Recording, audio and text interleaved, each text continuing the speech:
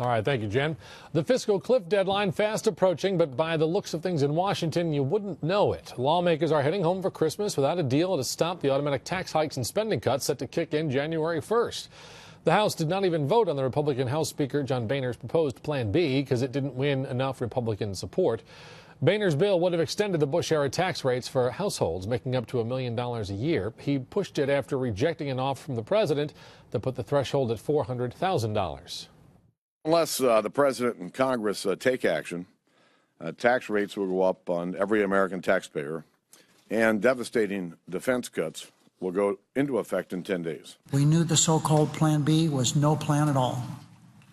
It couldn't pass the Senate. Turns out it couldn't pass the House either. Well, just how worried should we be about going off this fiscal cliff? How could it impact our wallets? Our Pat Bailey sat down today with a leading financial advisor. Number crunching is number crunching, but I can tell you this with lots of confidence, it would have a significant impact on the U.S. economy.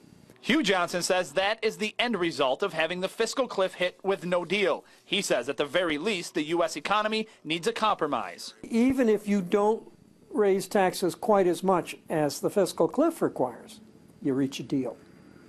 Even if you don't cut spending quite as much as the fiscal cliff requires, you reach a deal. Johnson, a well-respected financial advisor around the country, says without a cliff, he projects a 2% growth in the U.S. economy next year. If indeed we go off the cliff, or even go off the cliff a little bit, then we're headed towards a recession in 2013. Johnson says a recession is likely because 80% of the U.S. economy would take a hit through increased income taxes on Americans and decreased government spending. That's because he says 70% of the economy is consumer spending, while he says 10% of it is government spending. However, with still 10 days to go, not all hope is lost. I hate the word cautiously optimistic, but why not?